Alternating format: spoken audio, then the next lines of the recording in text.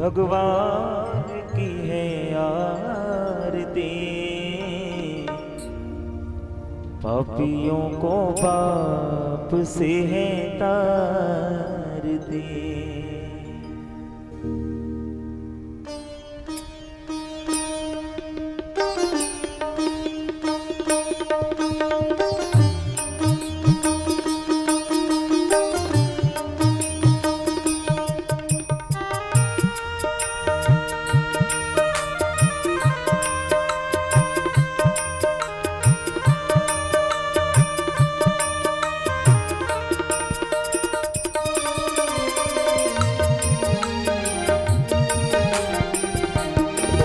श्री भागवत भगवान की है आरती, पापियों को पाप से है तारती।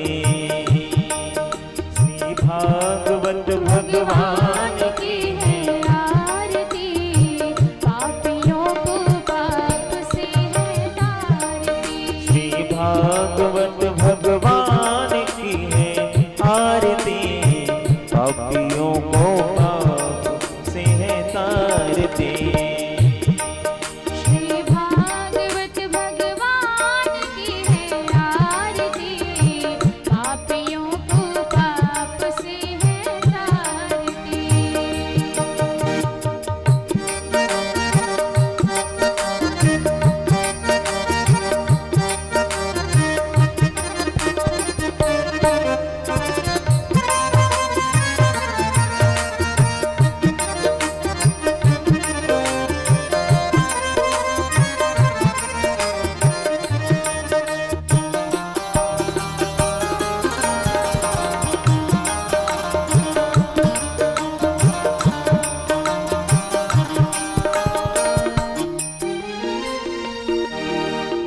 अमर ग्रंथ ये मुक्ति पंथ ये पंचम वेद निराला, नव ज्योति जगाने वाला। ये अमर ग्रंथ ये मुक्ति पंथ ये पंचम वेद निराला, नव ज्योति जगाने वाला। ये अमर ग्रंथ ये मुक्ति पंथ ये पंचम वेद निराला, नव ज्योति जगाने हरि नाम यही हरि धाम यही, जग में मंगल की आरती, पापियों को पाप से है तारती। श्री भागवत भगवान की है आरती, पापियों को पाप से है तारती।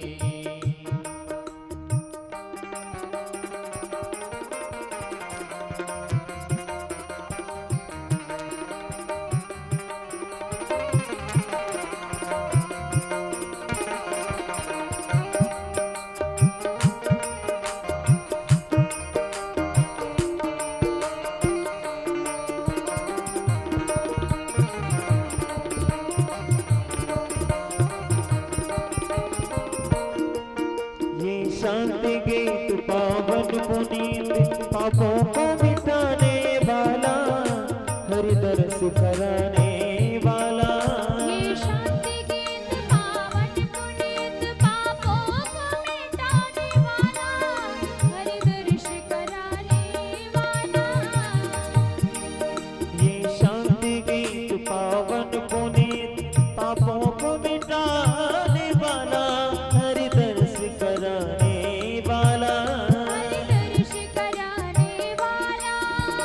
सुख करनी ये दुख हरनी, ये सुख करनी ये दुख हरनी। श्री मधुसूदन की आरती, पापियों को पाप से है तारती। श्री भागवत भगवान की है आरती, पापियों को पाप से है तारती।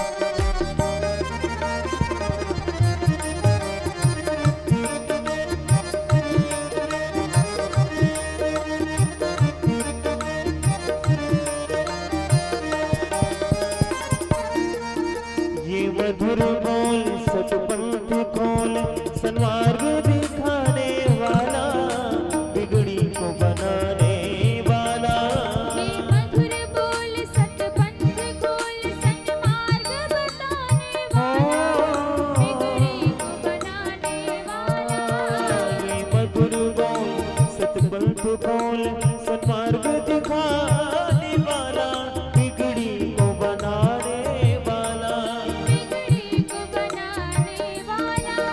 श्री राम यही घनश्याम यही, श्री राम यही घनश्याम यही, मेरे राम यही मेरे श्याम यही। मेरे राम यही मेरे श्याम यही। प्रभु की महिमा की आरती, पापियों को पाप से है तारती। श्री भागवत भगवान की है आरती, पापियों को पाप से है तारती। श्री भागवत भगवान की है आरती, पापियों को पाप से है तारती। पापियों को पाप से है तारती, पापियों को पाप से है तारती। कर्पूर घोरम करुणावतारम, संसार सारम भुजगेन्द्रहारम, सदा वसन्तं हृदयारविन्दे भवं भवानी सहितं नमामि। त्वमेव माता च पिता त्वमेव, त्वमेव बन्धो च सखा त्वमेव, त्वमेव वेदा प्रविरं त्वमेव, त्वमेव सर्वं मम देव देव, त्वमेव सर्वं मम देव देव। जलेन शीतलीकरणं पुष्पै देवाभिवन्दनम्, आरोग्यार्थे आत्माभिवन्दनम्। मन्त्रपुष्पाञ्जलिः। ॐ यज्ञेन यज्ञमय जन्त देवास्तानि धर्माणि प्रथमान्यासन्न तेह नाकं महिमानः। सचन्त्रे त्रिपूर्वे साध्याः सन्ति देवा, नानासुगन्धिपुष्पाणि यथा कालोद्भवानि च। पुष्पाञ्जलिर्मया दत्त्वा गृहाण परमेश्वर, गृहाण जगदीश्वर।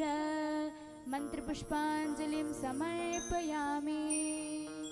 बोले श्रीमद्भागवत महापुराण की, बोले वृंदावन बिहारी लाल की, सांवरी सरकार की, राधे रानी सरकार की। बोले सियावर रामचंद्र की, पवन सुत हनुमान की, उमापति महादेव की। जय जय श्री राधे।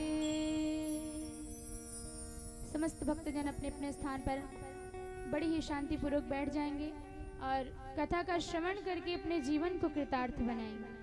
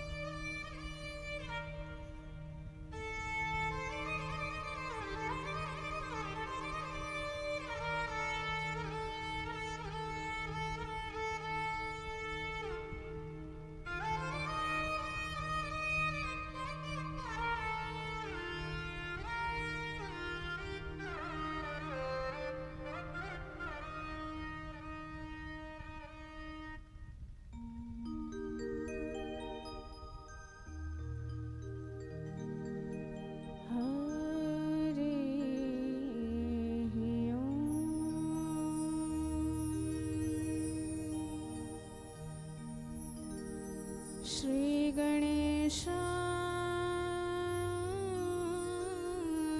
नमः।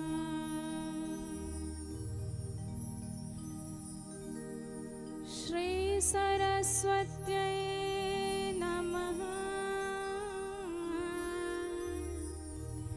श्री गुरुचरण कमलेभ्यो नमः।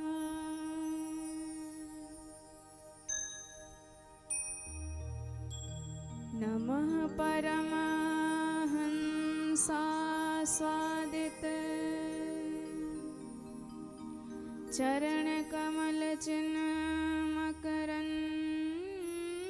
चरणकमलचिन्मकरन्दाय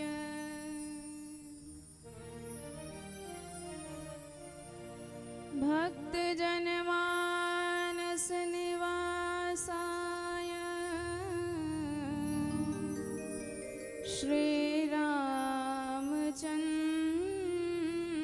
श्रीरामचन्द्राय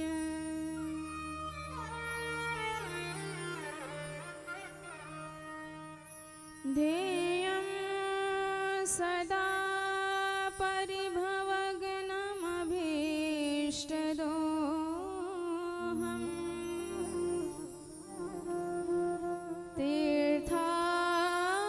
तीर्थास्पदं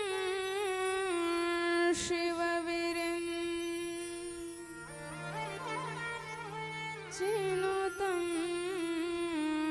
शरण्यम्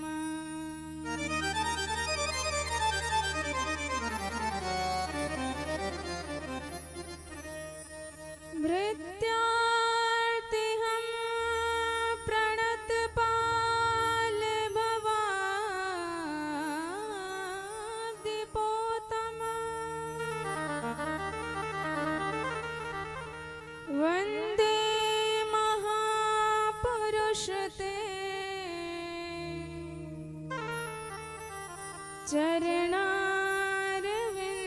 चरणारविन्दम्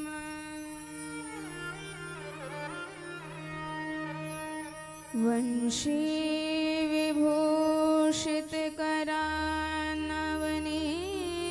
विभूषितकरान्नवनीरदाभा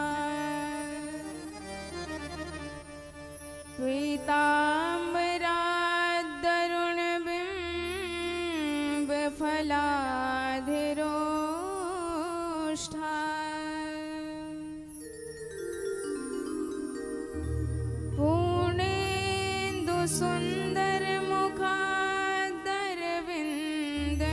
पूर्णेन्दुसुन्दरमुखादरविन्दनेत्रा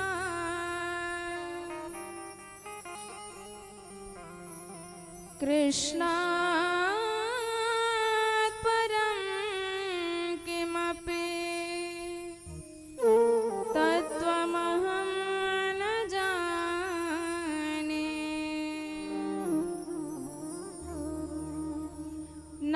नारायणं नमस्कृत्य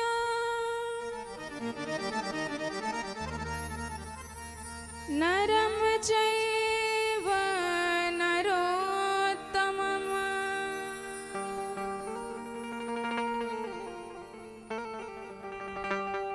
देवीं सरस्वतीं व्यासं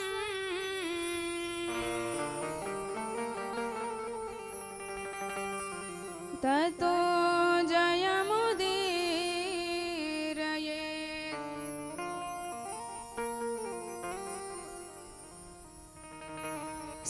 सीतानाथ समारंभा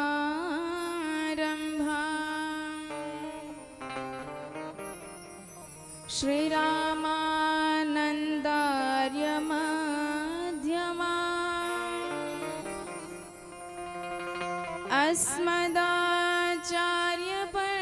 अस्मदाचार्यपर्यन्ता वन्दे श्रीगुरुपरम्परा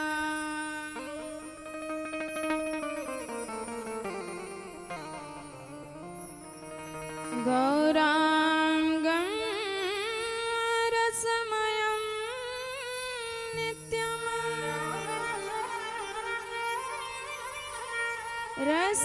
रसाचार्यं रसोत्सुकम्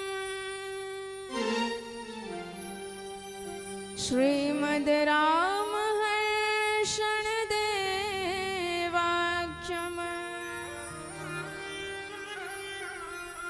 सद्गुरुं प्रणमाम्यहम्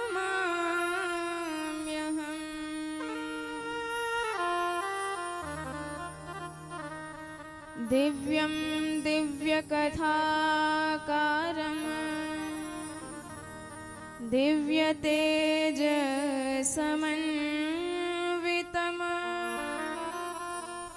श्रीमद श्याम सुंदर देवाख्यम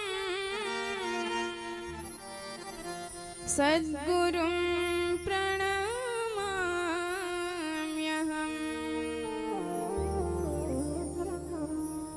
जय जय श्री राधारमण,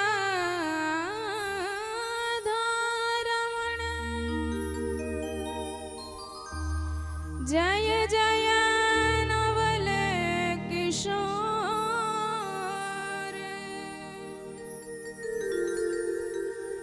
जय गोपी चित चोर प्रभु, जय जय माखन चोर, जय जय माखन चोर।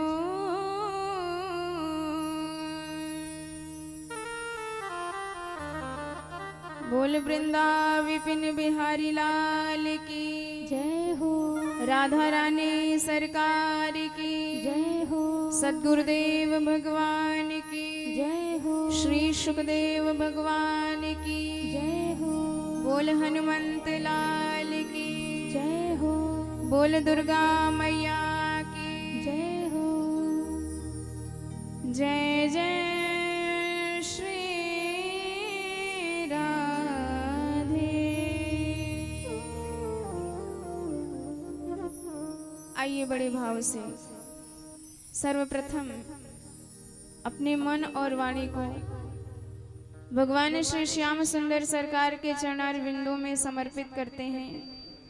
तत्पश्चात उनकी कृपा को शीश पर धारण करके बड़े भाव से इस मंगलमयी लोक कल्याणकारिणी कथा में हम सब प्रवेश करेंगे। दोनों हाथ से ताली की सेवा करते हुए सभी लोग बोल राधा रमण सरकार की जय हो, जय जय राधा रमण हरि बोल, जय जय राधा रमण हरि बोल, जय जय राधा रमण हरि बोल, जय जय राधा रमण हरि बोल, जय जय राधा रमण हरि बोल, जय जय राधा रमण हरि बोल, जय जय राधा रमण हरि बोल, जय जय राधा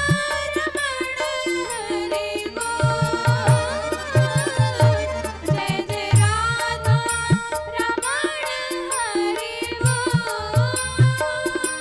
बोल, जय जय राधा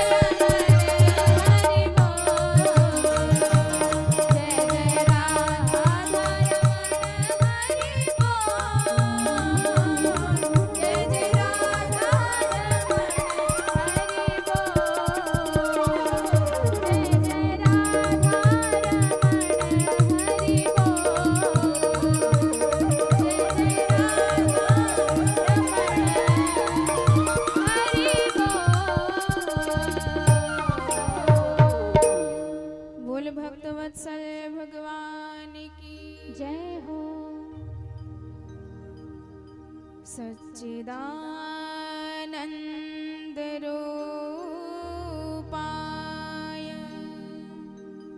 विश्वोत्पत्त्यादिहेतवे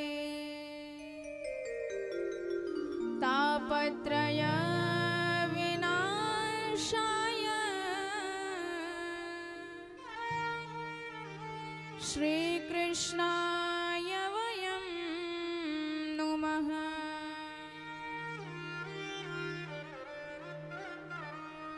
यं प्रव्रजन्तमनो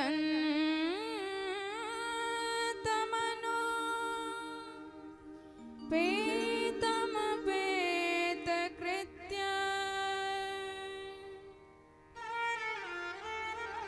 द्वैपायनो विरह कातरया जुहाव। पुत्रेति तन्मयतया तर्वोऽभिनेदुस् तं सर्वभूतहृदयं मुनिमानतोऽस्मि।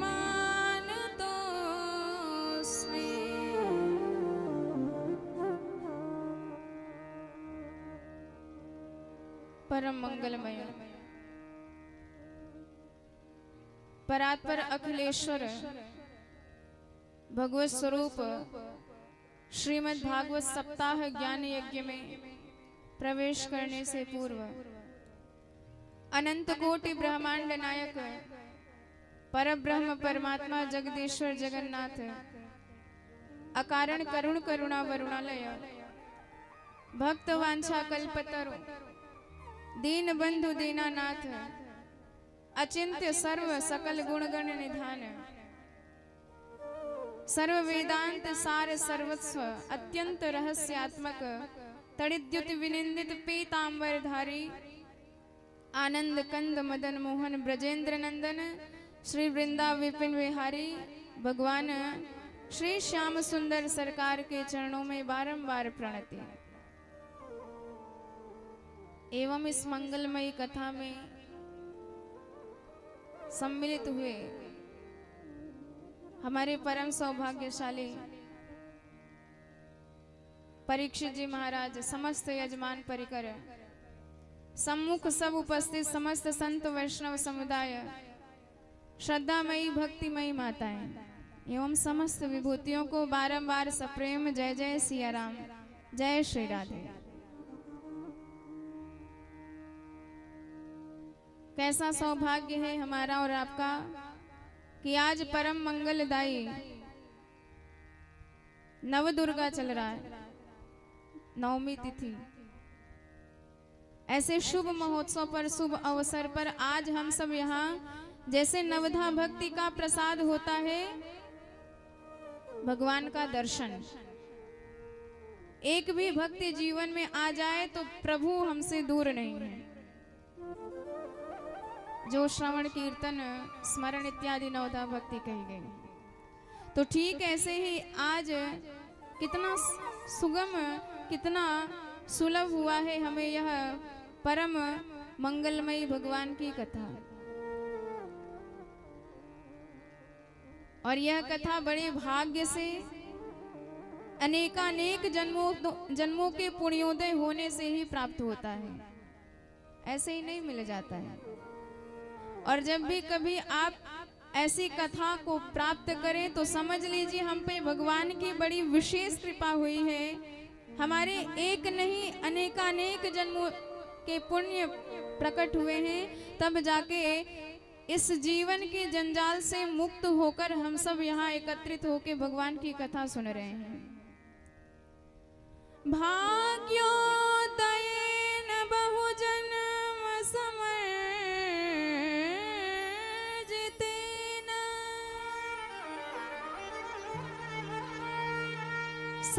सत्संगमं च पुरुषो लभते यदा वै अज्ञान हेतु कृत मोह मदान्धकार विधाय हि तदोदयते विवेकः। तो यह सत्संग कब आपको प्राप्त होगा? सत्संग मम च लभते पुरुषो यदा वै, जब आपके भाग्योदय होंगे, पुण्योदय होंगे, तभी मिलता है। और बिना सत्संग के हमारे हृदय में जो अज्ञान का अंधकार व्याप्त है वो कभी दूर हो भी नहीं सकता है। बिनु सत्संग विवेक न होए, बिनु सत्संग विवेक न होए, बिनु सत्संग विवेक न होए, बिनु सत्संग विवेक न होए। राम कृपा बिनु सुलभ न सोए, राम कृपा बिनु सुलभ न सोए। आवत सर अति कठिनाई, आवत सर अति कठिनाई, राम कृपा बिनु आई न जाए, बिनु सत्संग विवेक न होए, राम कृपा बिनु सुलभ न सोए, राम कृपा बिनु सुलभ न सोए। बोल भक्त वत्सल भगवान की जय हो। तो ऐसे परम कृपालु परम दयालु भगवान को बारंबार धन्यवाद देते हुए हम सब इस कथा में प्रवेश करेंगे। तो कथा का क्या महत्व है, कथा कितने दिन में सुनी जाती है, कैसे प्रकट हुई, कब प्रकट हुई, यह सब जिसमें बताया जाए वह महात्म्य कहा जाता है। तो हम सब पहले कथा का क्या महात्म्य है वह सब श्रवण करेंगे।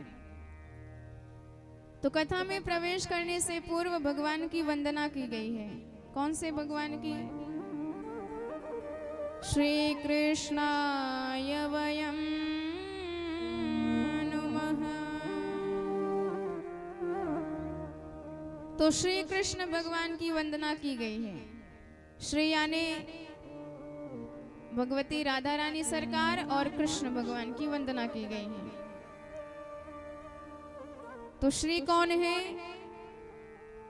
शृणोति भक्ता नाम दुख गाथा, जो भक्तों के दुख गाथा को बड़े भाव से सुनती हैं। इस दुनिया में ऐसा कोई नहीं है जो बैठकर बड़े प्रेम से आपके जीवन में क्या दुख चल रहा है वो सुने।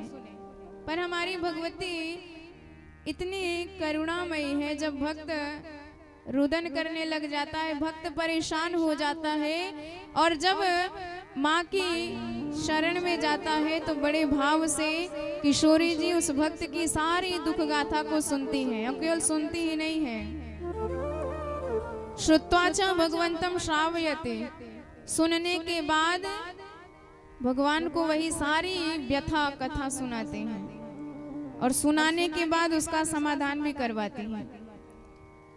तो देखिए, अब हमसे भगवान कब मानेंगे, कब प्रसन्न होंगे, कोई गारंटी तो है नहीं, पर सदा सर्वदा हमारी किशोरी जी भगवान के चरणों की सेवा करती रहती हैं। और माँ जानती हैं, वह किशोरी जी जानती हैं कि कब सरकार प्रसन्न है, कब नाराज है। और प्रायः माताओं को पता होता है, उन्हें ये पता है कि कब पतिदेव से हार मांगना है, कब पतिदेव से साड़ी मांगना है, सब जानती हैं। जब मौका बढ़िया देखती हैं तभी बात भी कहती हैं अपने, और मौका नहीं बढ़िया है तो बिल्कुल नहीं कहेंगे। तो ये कला इन्हीं को आती है। तो ऐसे एक भक्त भी कहता है कि हे स्वामिनी जी सरकार, हमें तो पता नहीं भगवान कब प्रसन्न है, कब अनुकूल है, और कदाचित प्रतिकूल हो उस समय हम बात कह दे तो हमारी बात कभी भी मानी नहीं जाएगी। तो हम तो अपनी व्यथा कथा आपको ही सुना देते हैं, और जब मौका आप देखिए भगवान से भी हमारी जरा सी सिफारिश कर दीजिए, जरा सा हमारा भाव भी निवेदन कर दीजिए, हमारा काम भी बन जाएगा। तो हमारे प्रभु से ज्यादा करुणामयी हमारी किशोरी जी सरकार हैं, इसलिए सारे भक्त भगवान से पहले भगवती को याद करते हैं। राम जी से पहले सीता महारानी, श्री सीताराम। श्याम जी से पहले राधे रानी सरकार, राधे श्याम, बिना राधे के आधे श्याम। इसलिए श्री कृष्णाय वयम नमः। अच्छा, इनके चरणों में प्रणाम करेंगे तो फायदा क्या होगा? भगवान का स्वरूप क्या है और क्या क्या फायदा होगा, सब बताया गया है।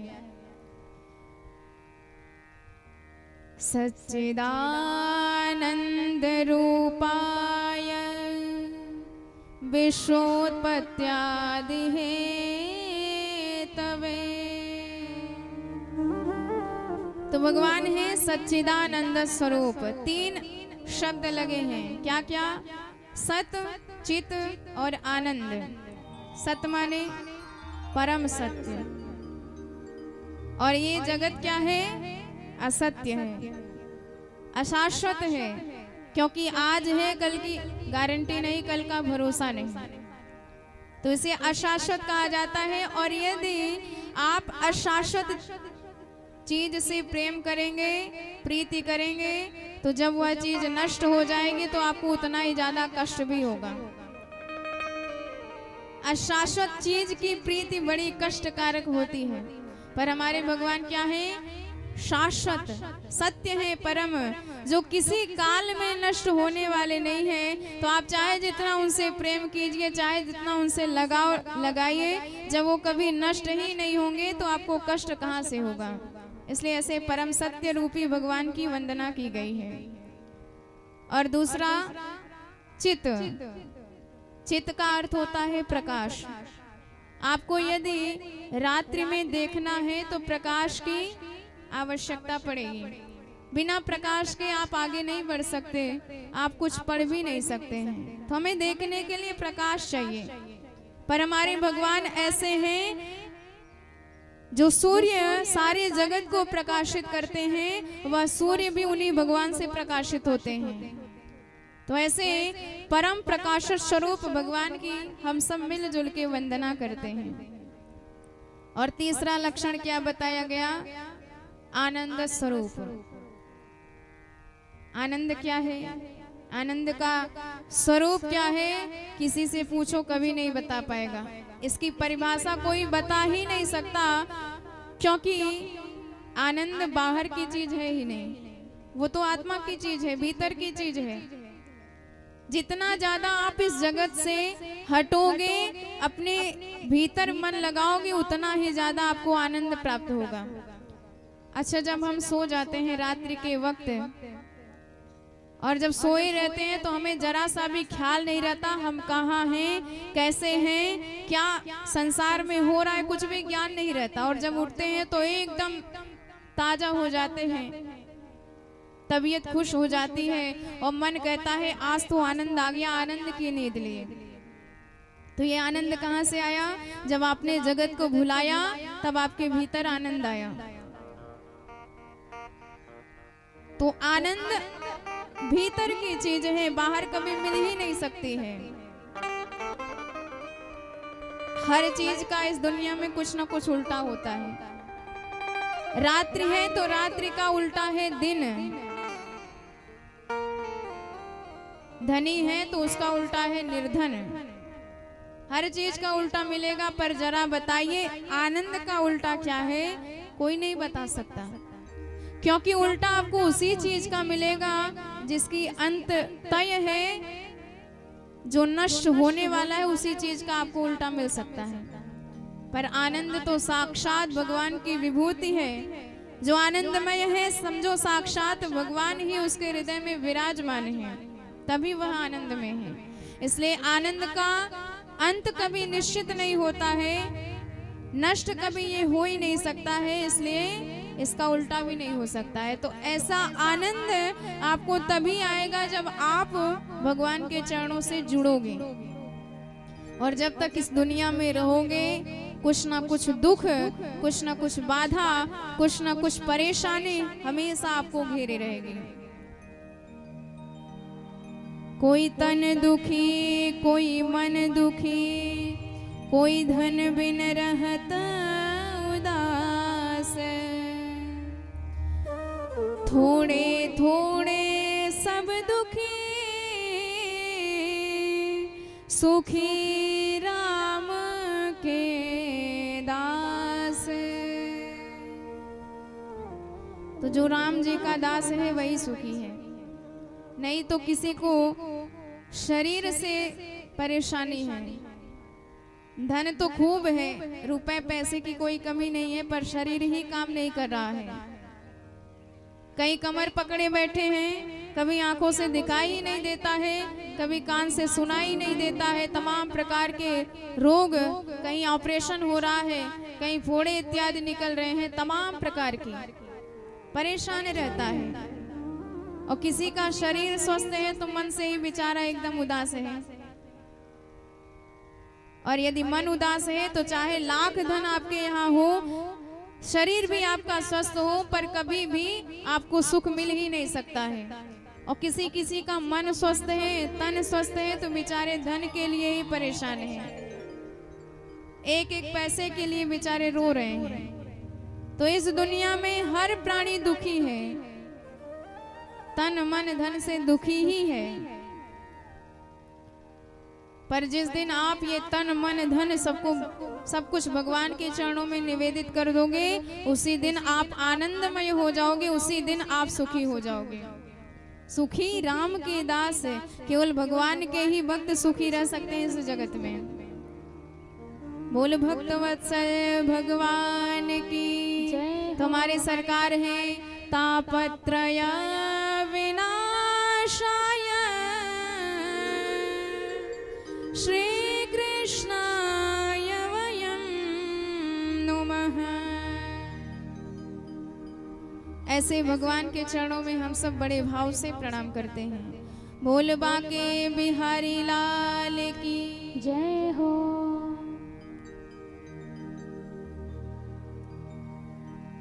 और यह मंगलमयी कथा नैमिषारण्य तीर्थ में चल रही है, जहाँ साक्षात सूत जी महाराज व्यास मंच पर आसीन हैं और 88,000 शौनकादि ऋषि कथा सुन रहे हैं। पर आश्चर्य की बात, जैसे ही सूत जी महाराज उस मंडली में आए तो सारी सभा खड़ी हो गई, सारे शौनकादि ऋषि खड़े हो गए सम्मान में। सूत जी महाराज को बड़ा आश्चर्य हुआ, कहने लगे कि आप सबकी आयु मुझसे बहुत ज्यादा बड़ी है, मेरी आयु तो मात्र अभी 20 वर्ष की है, पर आप सबकी आयु तो इतनी लंबी है कि अनेकानेक चतुर्युगियों को भी बदलते आपने देखा है। और ऐसे बड़े बड़े संत, ऐसे बड़े बड़े अवस्था वाले आज मुझे प्रणाम कर रहे हैं, तो बड़ा आश्चर्य लग रहा है।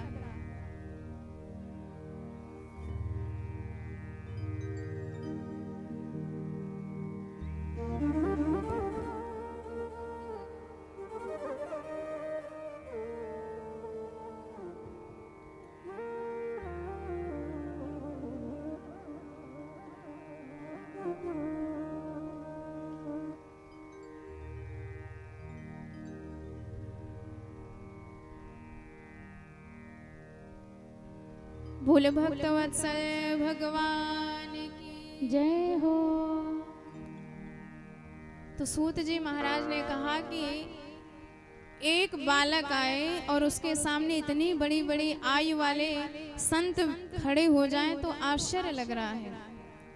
पर सारे संतों ने कहा कि महाराज हमारे यहाँ कोई बल में बड़ा होता है, बलशाली होता है, कोई धन में बड़ा होता है, बड़ा धनवान होता है, और कोई अवस्था में बड़ा होता है, लंबी आयु होती है।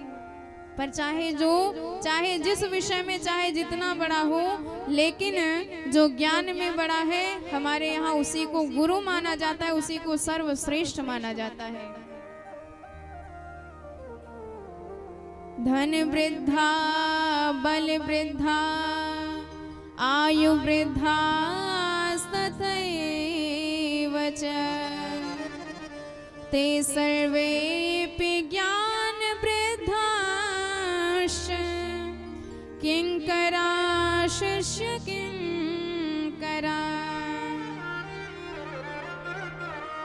सारे संतों ने कहा महाराज आप साक्षात ज्ञान की राशि हैं, शुकदेव भगवान के शिष्य हैं, इसलिए हम सबसे श्रेष्ठ हैं। हमने आपके चरणों में प्रणाम किया है, केवल हमें भगवान की मंगलमयी कथा सुनाइए। और देखिए कथामृत रसास्वाद कुशल है, परम कुशल है, इसलिए अपनी श्रेष्ठता भी नहीं मानते हैं। एक बालक के सामने हाथ जोड़कर निवेदन करते हैं कि महाराज हमें कथा सुनाइए भगवान की।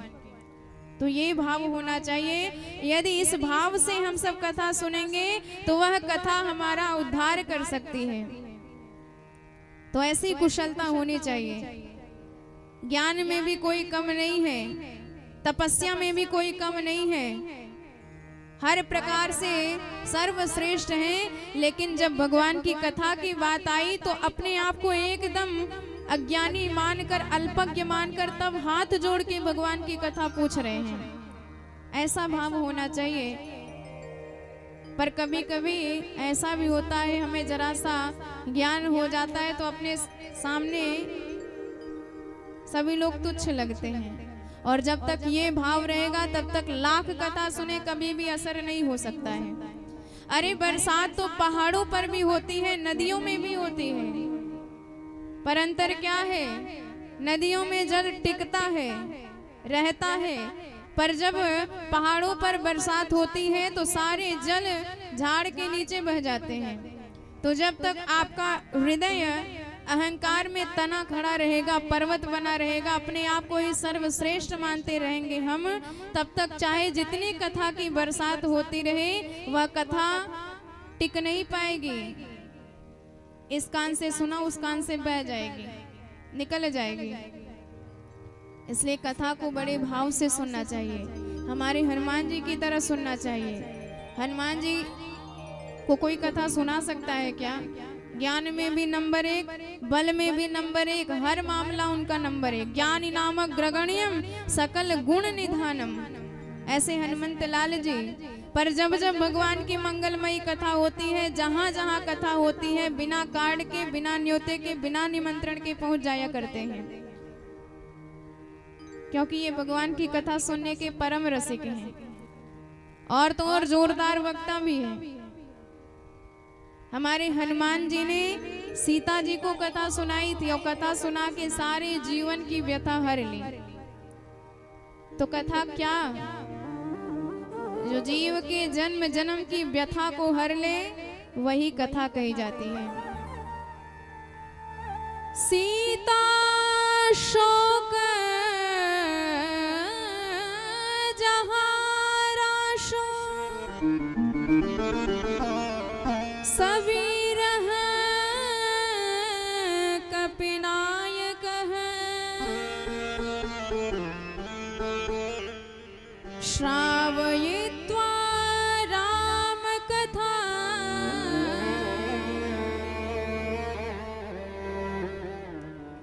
दुख क्लेशा बिहारिणी।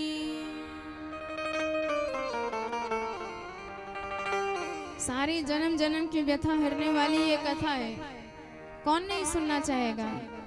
ऐसे हनुमान जी जो जोरदार वक्ता है, सीता जी की व्यथा को हर लेते हैं, उन्हें कौन सुना सकता है कथा, उनके आगे किसी की क्या औकात है। पर धन्य है हनुमंत लाल जी, जब भी कहीं भगवान की कथा होती है तो ऐसे सुनते हैं मानो पहली बार कथा सुन रहे हैं। और ये भाव से हम कथा सुनेंगे तो हमारा भी परम उद्धार हो जाएगा। और यही पात्रता होनी चाहिए कथा सुनने की। बोल भक्त वत्सल भगवान की जय हो। संतों ने एक प्रश्न किया, महाराज सूर्य भगवान के उदय होते ही त्रिभुवन का अंधकार दूर हो जाता है, पर ऐसे करोड़ों सूर्य देव उदय हो जाएं, लेकिन जीव के मन में जो अज्ञान छाया हुआ है वो कभी नष्ट नहीं हो सकता। तो वह अज्ञान कैसे नष्ट हो? हमारा मन तो जन्म जन्म से इसी दुनिया में लगा हुआ है। जरा सा कह दो भगवान का भजन कर ले, कहेंगे कि मरने की फुर्सत नहीं, आप भगवान के भजन की बात करते हैं। तो हमारे मन में प्रभु के प्रति प्रेम होता ही नहीं है। वाणी से तो सभी कहते हैं हम भगवान से बड़ा प्रेम करते हैं, पर जहाँ मकान दुकान परिवार आ जाए तो भगवान से जो प्रेम है वो प्रेम भी पीछे हो जाता है। तो ऐसा केवल कहने का प्रेम होता है, पर हृदय से प्रेम नहीं होता है। तो जरा बताइए भक्ति ज्ञान वैराग्य जीवन में कैसे बढ़े? तो सारा उपाय हमें विस्तार से बताइए। अज्ञान ध्वांत विध्वंस कोटि सूर्य समा प्रभा सूताख्या हि कथा सारम मम कर्ण रसायनम।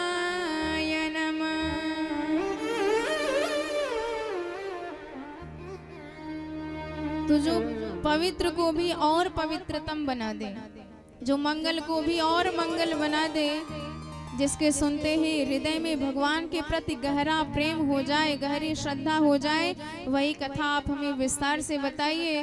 क्योंकि महाराज किसी को चिंतामणि मिल जाए तो चिंतामणि से जो भी इच्छा कहोगे वह तुरंत आपके सामने प्रकट कर देगी। कल्प वृक्ष के नीचे आप बैठ जाइए और बैठकर जो भी कामना करेंगे सारी चीजें आपके सामने तत्क्षण प्रकट हो जाएगी। पर मैं कहता हूँ इस चिंतामणि और कल्प वृक्ष में भी ये सामर्थ्य नहीं, ताकत नहीं कि आपको भगवान से मिला दे, आपको आपके राम जी से मिला दे। तो ये राम जी मिलेंगे कैसे, भगवान हमें मिलेंगे कैसे? ये केवल गुरुदेव भगवान की करुणामयी कृपा में है। चिंता मणि लोक सुखम सुरद्रोह स्वर्ग संपदम प्रयच्छति गुरु प्रीतो वैकुंठम योगी दुर्लभम। इसलिए भगवान से भी ज्यादा गुरुदेव का महत्व है, क्योंकि भगवान कैसे मिलेंगे यह उपाय, यह मार्ग केवल गुरुदेव भगवान ही आपको बता सकते हैं।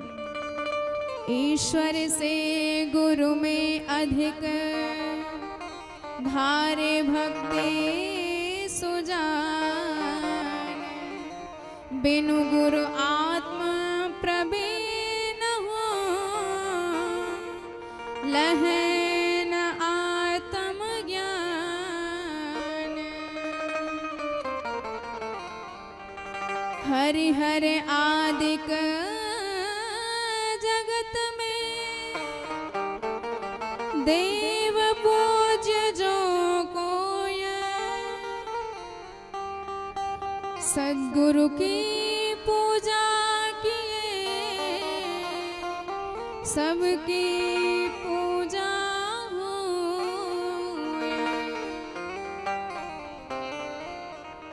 इसलिए कहा गया है बिन गुरु भवनिधि तरई न कोई। कोई भी काम आप यदि प्रारंभ करने जा रहे हैं तो बिना गुरुदेव के काम आपका शुरू नहीं होता है और कभी भी पूरा होता भी नहीं है। लेकिन जब गुरुदेव की कृपा हो जाती है तभी आपका जीवन मंगलमय हो जाता है। भगवान तो स्वयं कहते हैं आपको चाहे जितना ज्ञान मिल जाए, चाहे जितना आप साधन कर लें, पर हम मिलेंगे कि नहीं मिलेंगे कोई गारंटी नहीं है। लेकिन यदि गुरुदेव के चरण में आपका प्रेम है तो भगवान अवश्य मिल जाएंगे। ये गुरुदेव भगवान का प्रताप है। इसलिए आइए बड़े भाव से हम सब इस कथा में बढ़ने से पूर्व एक बार श्री सद्गुरुदेव भगवान के चरणों में मन को समर्पित करें। तत्पश्चात उन्हीं की कृपा से कथा में प्रवेश करेंगे। बोल सद्गुरुदेव भगवान की जय हो। सदानंद चिन्मय स्वरूप है, महिमा पार कर ले गुरुपद ध्यान रे मनुआ, हो जा भव से पार। सदानंद चिन्मय स्वरूप है,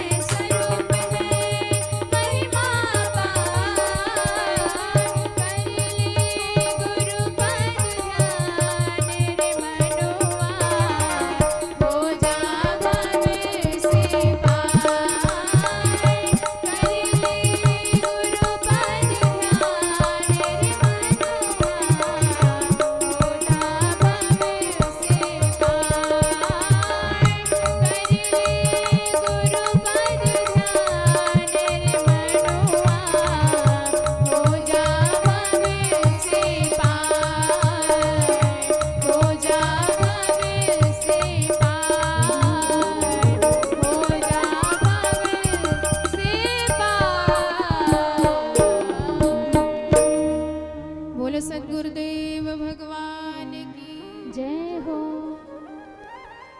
सूत जी महाराज ने कहा कि संतों, यदि आपका इतना भाव है तो अब अवश्य हम आपको कथा सुनाएंगे, और ऐसी कथा सुनाएंगे जिससे मृत्यु का भय समाप्त हो जाता है।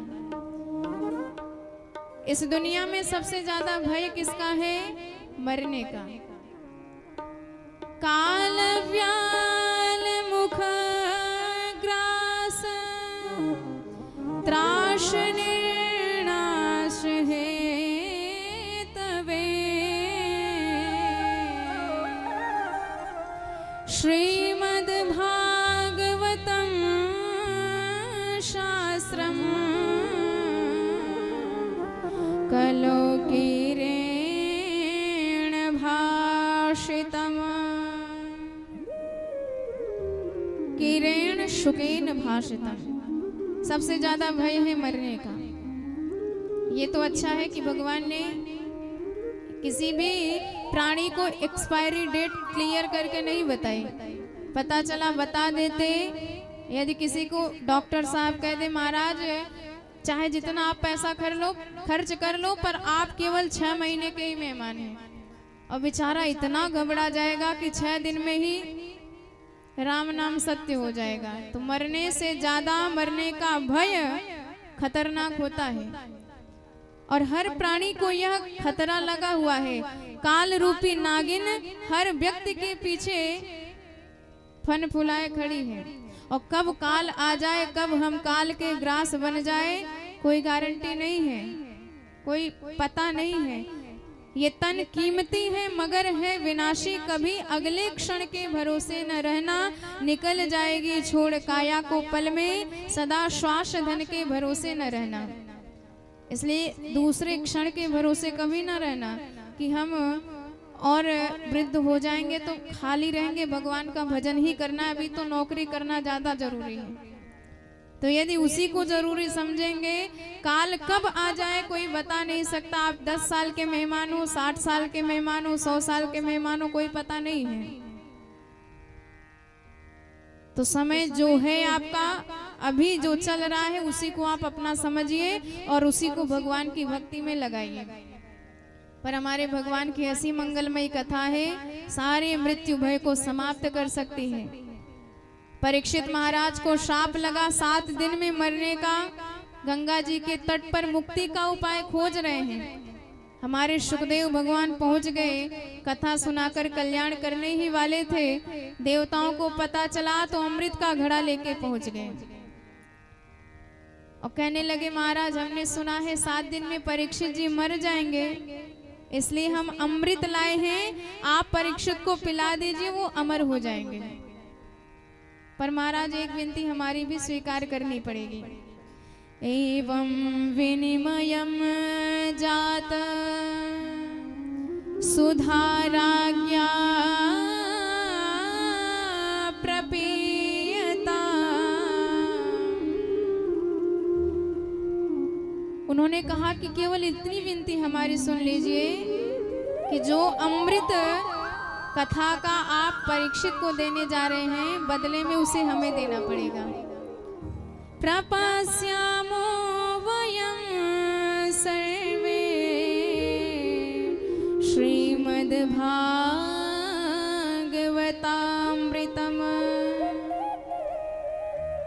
सुखदेव जी ने ये सुना तो बहुत गुस्सा आया उन्हें, डांट लगा दी देवताओं को कि अरे ठगिया देवताओं, तुम यदि श्रद्धा से मेरे पास हाथ जोड़ के आते, निवेदन करते महाराज हमें भी भगवान की कथा सुनाओ, तो मैं तुम्हें अवश्य भगवान की कथा सुनाता।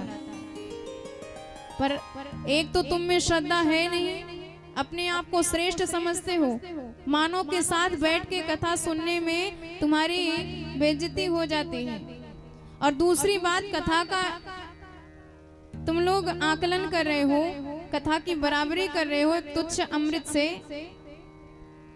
ये तो वही बात हुई कि तुम लोग हमें एक कांच का टुकड़ा दे रहे हो, बदले में हमारी करोड़ों की कीमती मणि मांग रहे हो।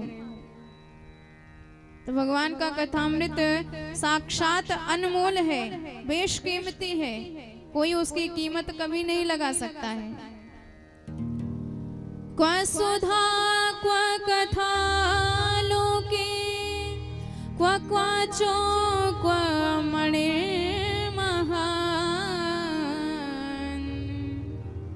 ब्रह्मरातो विचार्यैव तदा देवाञ्जहासः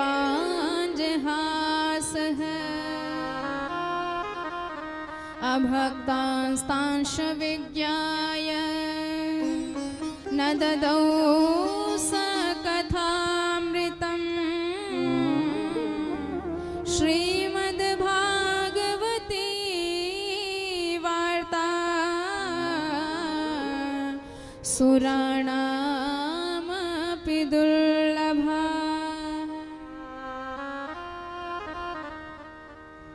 तो बताइए, भगवान की कथा इतनी सुलभ है फिर भी हम पाना नहीं चाहते हैं।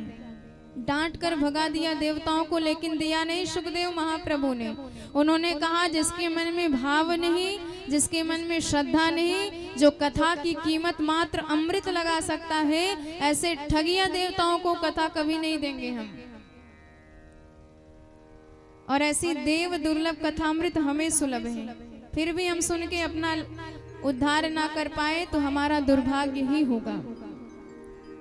सारे देवता लोग ब्रह्मा जी के पास गए, कहने लगे महाराज हम इतने श्रेष्ठ, पर हमें डांट के भगा दिया सुखदेव जी ने। आखिर ये कथा का महत्व क्या है, हम भी तो जानना चाहते हैं। ब्रह्मा जी ने कहा कि परीक्षित को कथा सुनने दीजिए, 7 दिन में क्या परिणाम निकलता है उनका, तब हम बताएंगे कि कथा का महत्व क्या है। और 7 दिन बाद साक्षात परीक्षित को वो परम धाम प्राप्त होते हुए देखा जो बड़े बड़े संतों को भी भगवान का धाम नहीं मिलता है। वही धाम परीक्षित को मिला केवल 7 दिन की कथा सुनने के बाद। राज्ञो मोक्षम तथा वीक्ष्य पुरा धातापि विस्मृतः सत्यलोके तुलाम बद्ध्वा तोलयत साधनान्यजः। तुरंत ब्रह्मा जी ने एक तराजू मंगवाई, एक पलड़े पर सारे धर्म शास्त्रों को रखा गया और दूसरे पलड़े पर साक्षात श्रीमद् भागवत महापुराण को रखा गया। पर जिसमें भार रहेगा वही तो नीचे रहेगा, बाकी तो सारा पलड़ा ऊपर उठ जाएगा। तो भागवत की तुलना में सबके पलड़े ऊपर उठ गए, एकमात्र श्रीमद् भागवत महापुराण का पलड़ा ज्यों का त्यों पड़ा रहा। तुरंत घोषणा कर दी ब्रह्मा जी ने कि ये कोई पुराण ही नहीं है, साक्षात भगवान ही पुराण के रूप में हमारे सन्मुख विराजमान है, हमारे पापों का उद्धार करने के लिए।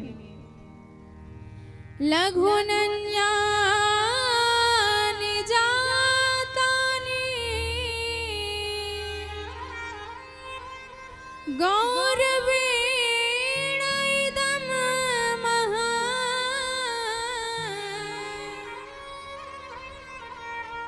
तदा ऋषिगणा सर्वे विस्मयं परमं ययुः विस्मयं परमं ययुः।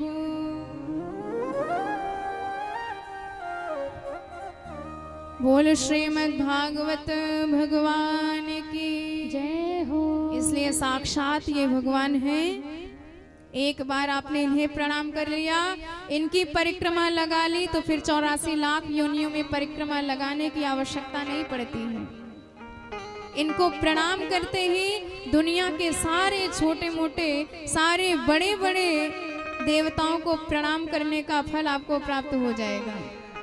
ये प्रभाव है श्रीमद् भागवत महापुराण का। संतों ने पूछा महाराज 7 दिन में ही क्यों सुनी जाती है? तो उन्होंने बताया कि सप्ताह परंपरा नारद जी ने प्रारंभ करी सनत कुमारों से कथा सुनकर। तो बड़ा आश्चर्य हुआ, महाराज जी हमने तो सुना है नारद जी का पैर एक जगह कहीं टिकता ही नहीं और सनत कुमार कहीं जाते नहीं। ऐसे संतों का समागम कैसे हुआ, क्यों कथा सुनी, कब कथा सुनी, कहाँ कथा सुनी, कैसे कथा सुनी, सब विस्तार से बताइए। लोक विग्रह मुक्तस्य नारदस्य स्थिरस्य च विधिश्रवे कुतः प्रीति संयोग कुत्र तै सह। तो अब बताते हैं कि एक बार की बात है, सनक सनंदन सनातन सनत कुमार भ्रमण कर रहे थे धरती पर, बद्री विशाल तीर्थ में भ्रमण कर रहे थे ताकि भगवान की कथा का लाभ मिल सके। क्योंकि आपको माला जपना है, ध्यान पूजा पाठ करना है तो आप एकांत में बैठ के कर सकते हो, पर भजन का आनंद, कथा का आनंद तभी होगा जब एक समुदाय एकत्रित होगा। तो एकदा ही विशालायः चत्वारः ऋषियो मला सत्संगार्थम समायाता ददृशुस्तत्र नारदः। भ्रमण कर ही रहे थे कि सामने से साक्षात नारद जी आते दिखाई दिए, और ये चेहरा बता देता है कि व्यक्ति कितना आनंद में है और कितना दुख में है। नारद जी का चेहरा देखा, एकदम मलिन सा चेहरा, लटका हुआ सा चेहरा। बड़ा आश्चर्य हुआ कि नारद जी आज दुखी हैं। पूछ बैठे, कथम ब्रह्मण दीन मुखः कुतश्चिन्तातुरो भवान् त्वरितो गम्यते कुत्र कुतश्चागमनं तवः। इदानीं शून्यचित्तोऽसि गतवित्तो यथा धन तवेदं मुक्तसङ्गस्य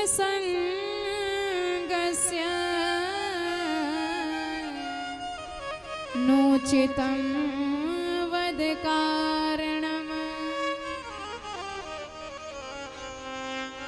नारद जी से पूछा, नारद जी क्या कारण है कि आप इतने दुखी हो? अरे हमने तो सुना है जो व्यक्ति जीवन में कभी भी हंसा ना हो, ऐसा व्यक्ति आपका दर्शन कर ले तो रोना भूल जाएगा, हंसना प्रारंभ कर देगा। ये आपके व्यक्तित्व का प्रभाव है। और दूसरी बात महाराज, संसार की चिंता को आप दूर करते हो और आज आप चिंतातुर दिखाई दे रहे हो, ये बात जरा भी उचित नहीं है। आपको देखकर संसारियों पर क्या बीतेगी? अच्छा, चिंता का कारण क्या है? मुझे तो आपका चेहरा ऐसा लटका हुआ दिख रहा है जैसे किसी के 2-2 हजार के नोट कागज के टुकड़े बन जाएं तो एकदम लटका सा बर्बाद सा चेहरा बनाए रखता है। और आपका क्या लुट गया? एक तो आप संत, अपने लिए एक झोपड़ी तक नहीं बनाई, इतने विरक्त हैं आप। क्या कमी है आपको? जरा सी इच्छा हो जाए तो तमाम प्रकार के महल बन के तैयार हो जाएं, लेकिन आपकी इच्छा ही नहीं है क्योंकि संत हैं आप, विरक्त हैं। तो एक झोपड़ी तक अपने नाम की नहीं बनाई, एक कुटिया भी नहीं है, और दूसरे कोई आपकी बिटिया भी नहीं है, विवाह हुआ ही नहीं है जिसके विवाह की चिंता आपको हो। तो ना कुटिया ना बिटिया, फिर भी आप चिंतित दिखाई देते हो। और आपका तो धन है एकमात्र प्रभु का नाम, प्रभु का संकीर्तन, जिस धन को इस दुनिया में कोई चुराने वाला नहीं है। संतों का धन क्या है? श्री वृंदावन धाम में जाके देखिए, बड़े बड़े वीतरागी संत वृंदावन की गलियों में वही नाम गुनगुनाते आपको नजर आएंगे। हमारो धन राधा श्री राधा श्री राधा, हमारो धन राधा श्री राधा श्री राधा, हमारो धन राधा श्री राधा श्री राधा, हमारो धन राधा श्री राधा श्री राधा, परम धन राधा राधा राधा राधा राधा, परम धन राधा राधा राधा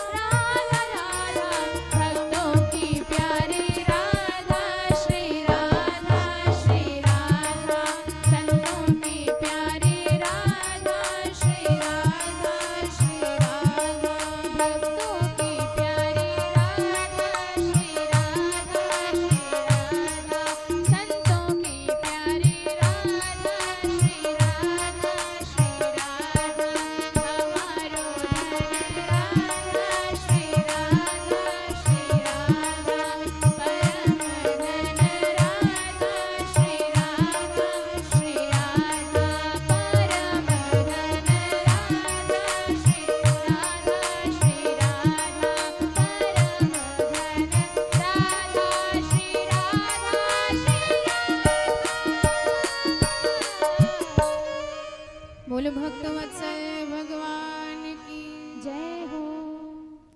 तो महाराज आप दुखी क्यों हैं? कारण बताइए।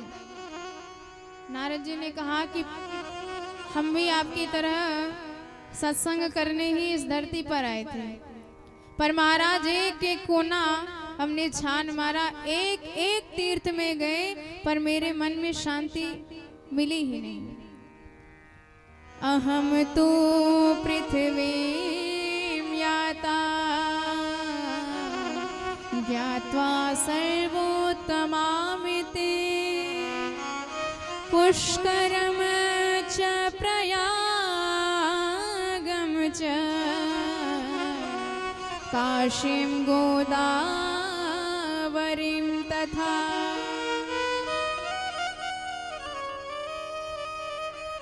हर क्षेत्रम कुरुक्षेत्रम श्रीरंगम सेतु बंधनम। हर तीर्थ में मैं गया पर मन में शांति नहीं मिली।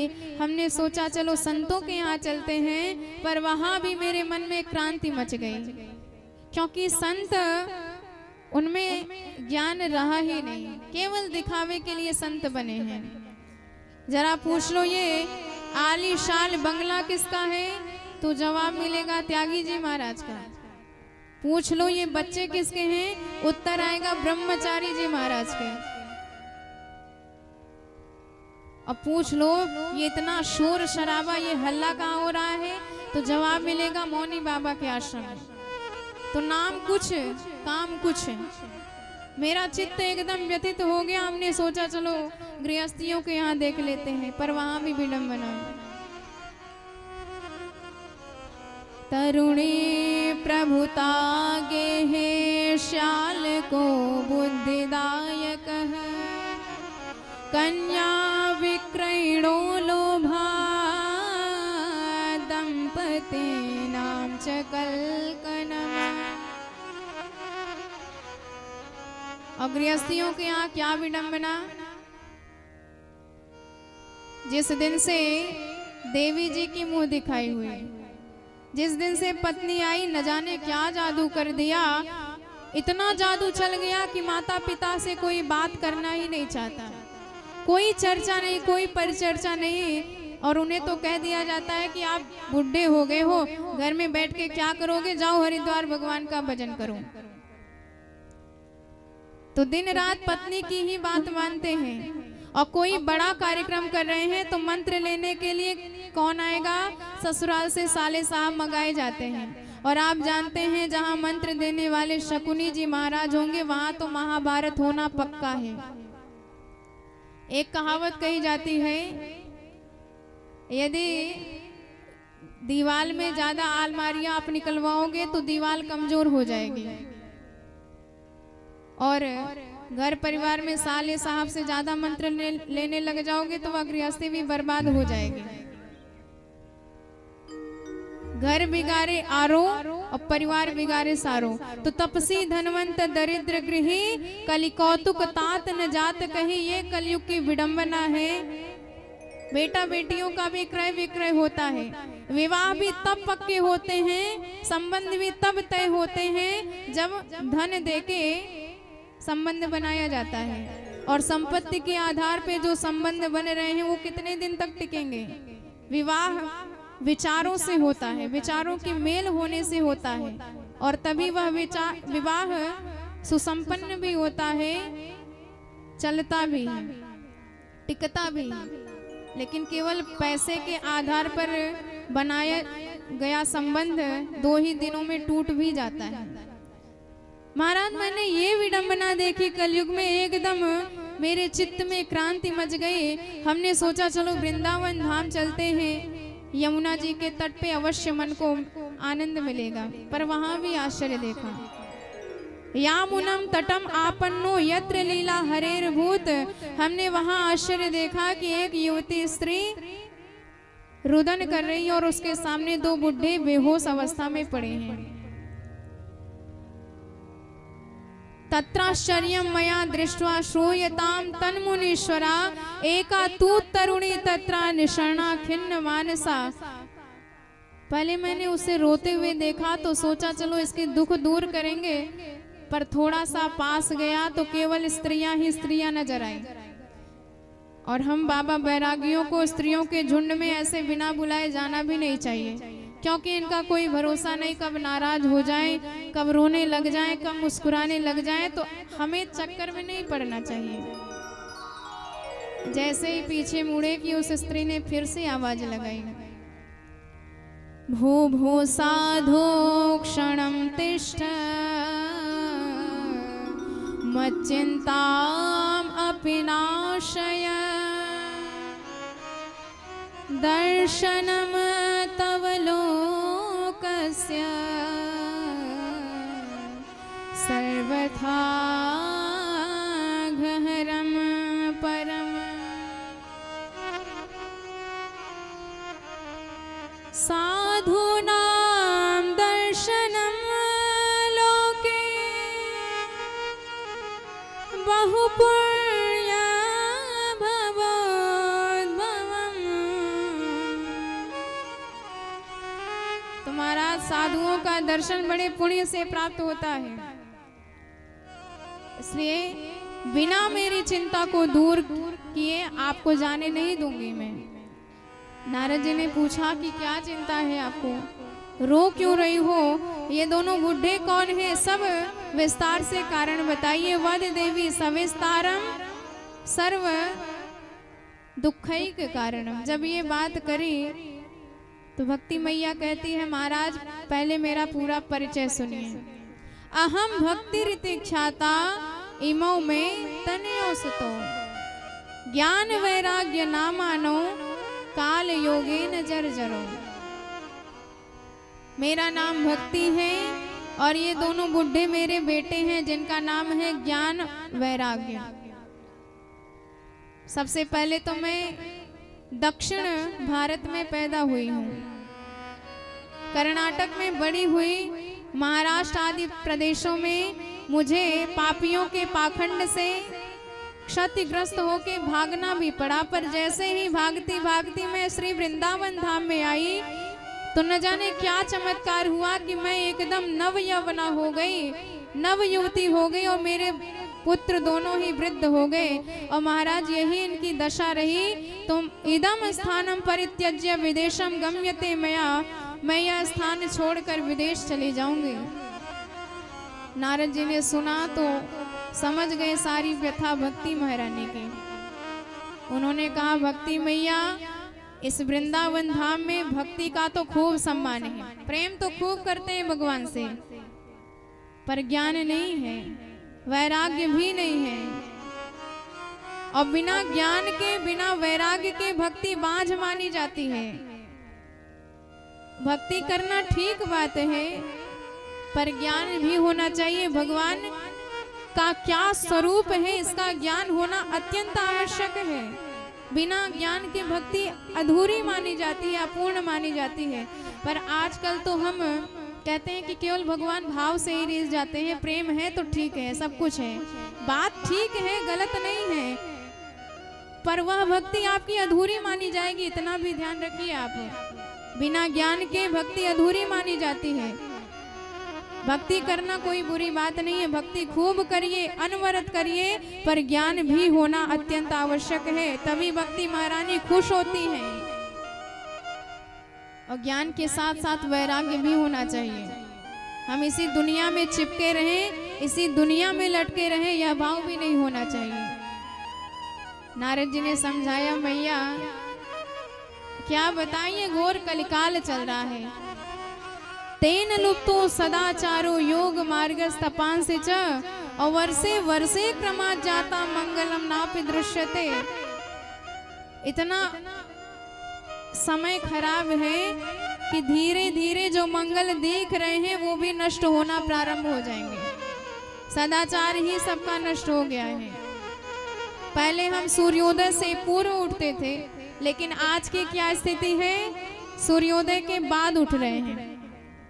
पहले उठते ही प्रभाते कर दर्शनम, पर आज की व्यवस्था है प्रभाते कप दर्शनम। जब तक चाय की प्याली देख ना ले तब तक गुड मॉर्निंग नहीं होता हमारा। माता पिता को कोई प्रणाम तक नहीं करता, उनकी आज्ञा मानने की बात छोड़ दो। और जब तक जीवन में सदाचार नहीं रहेगा तब तक ज्ञान आएगा भी नहीं। जैसा आपका आहार रहेगा वैसा ही आपका विचार रहेगा, वैसा ही आपका ज्ञान भी होगा।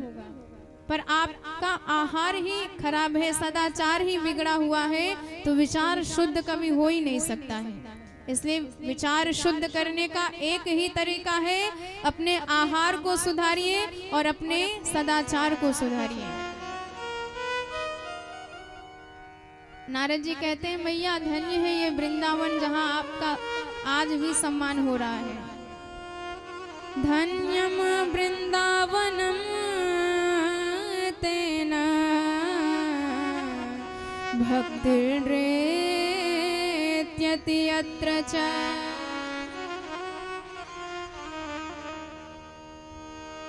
नारद जी ने कहा कि मैया जिस दिन से भगवान यह धरती छोड़ के गए हैं उसी दिन से कलयुग ने पैर जमाना प्रारंभ कर दिया है।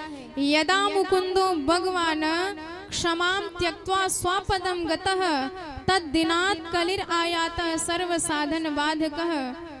उसी दिन से कलयुग आया, लोगों की बुद्धि भी मंद, भाग्य भी मंद। भक्ति मैया ने पूछा, यदि ये कलयुग इतना दुष्ट है तो भगवान ने इसका वध क्यों नहीं किया? कदाचित भगवान ने छोड़ दिया तो परीक्षित ने क्यों छोड़ दिया इसे? उन्हें तो मारना चाहिए। नारद जी कहते हैं कि मैया परीक्षित जी परम वैष्णव हैं और यह कलयुग उनकी शरण में चला गया था। परीक्षित जी ने पूछा, अच्छा बताओ तुम में गुण कितने हैं, दोष कितने हैं? तो बोला, महाराज दोषों का भंडार हूँ, गुण मात्र एक है और बहुत बढ़िया गुण है। क्या? यत फलम नास्ति तपसा न योगेन समाधिना तत्फलम लभते सम्यक् कलो केशव कीर्तना।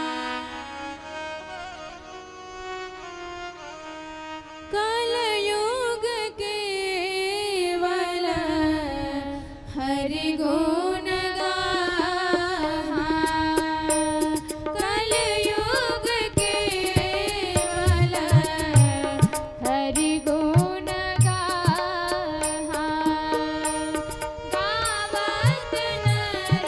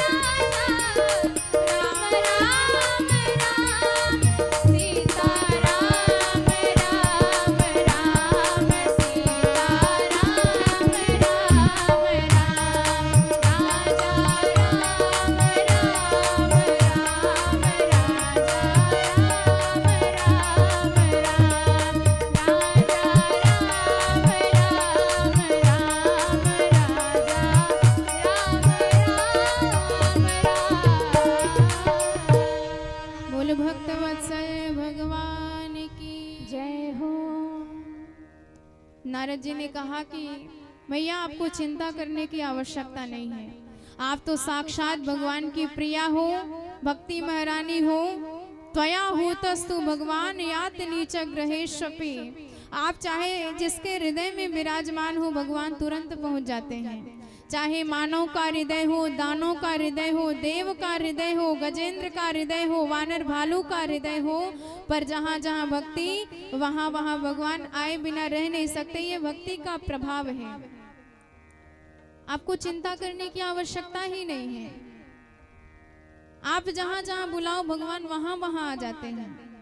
अरे जिन भगवान ने द्रौपदी की रक्षा करी, जिन भगवान ने गोपियों का पालन पोषण किया, वो भगवान कहीं गए हुए नहीं हैं, आज भी भक्तों के हृदय में विराजमान हैं।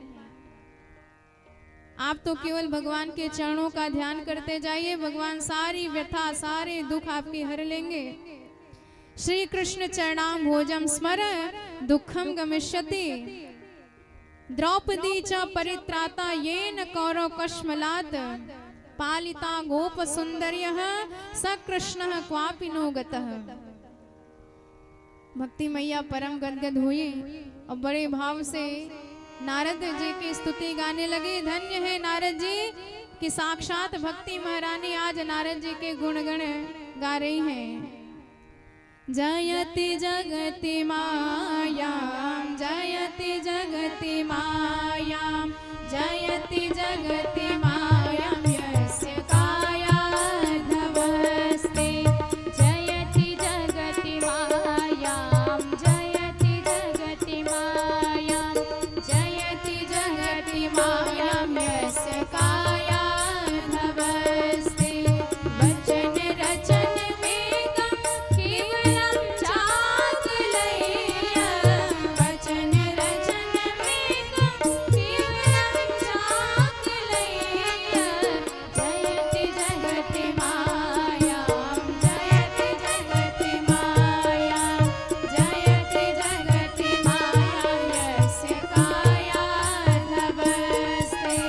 वचन रचन वेगं केवलं चाकलय्य।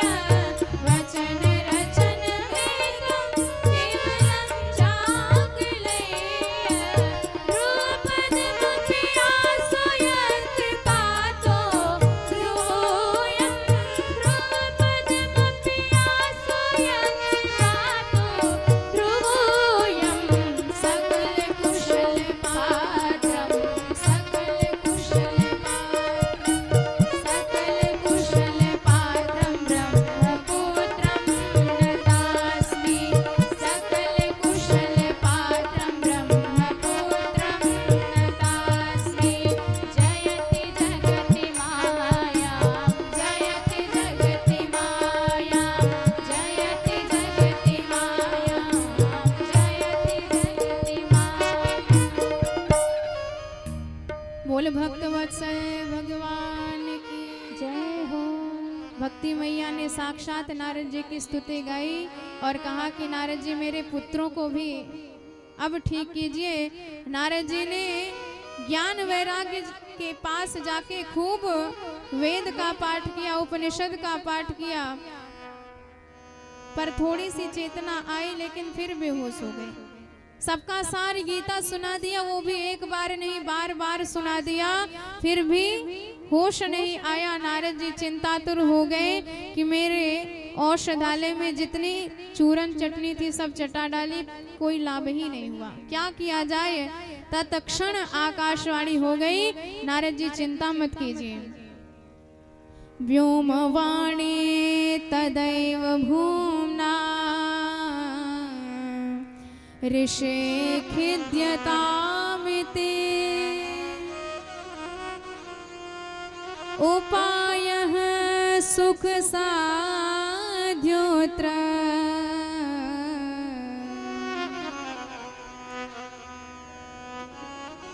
आकाशवाणी ने कहा कि आपके सुख का और इनके दुख का निराकरण यही हो सकता है। नारद जी ने विचार किया कि क्या उपाय किया जाए। तो इस पर आकाशवाणी ने कहा वर्तते यत्र पूर्व ही, महाराज उपाय आप ही कर सकते हो, कुछ सत्कर्म कीजिए। नारद जी ने कहा आखिर सत्कर्म किसे कहते हैं? हमने इतने वेद सुना डाले, उपनिषद सुना डाले, गीता जी का पाठ कर दिया, यदि ये सत्कर्म नहीं है तो सत्कर्म का रूप क्या होता है आप बताइए। आकाशवाणी ने कहा सत्कर्म किसे कहते हैं, कोई संत आपको बताएगा। नारद जी ने कहा दोनों बातें गोलमोल हुई, ना तो हमें सत्कर्म का नाम बताया, ना तो हमें संत का नाम बताया। चलो हम ढूंढते हैं, कोई ना कोई तो मिलेगा। किसी भी संत को देखते हैं तो हाथ जोड़ के एक ही प्रश्न करते हैं, महाराज बताओ सत्कर्म किसे कहते हैं। अब पूछने वाले साक्षात नारद जी, किसी की क्या हिम्मत की बोल पाए एक भी शब्द उनके सामने। तो कोई प्रतिष्ठा बढ़ाने के लिए मौन व्रत धारण कर लेता है, महाराज हमारा मौन व्रत चल रहा है, खुलेगा तब जवाब देंगे। और कोई दाएं बाएं हो जाता है, पर समुचित ढंग से उत्तर नारद जी को किसी ने नहीं दिया।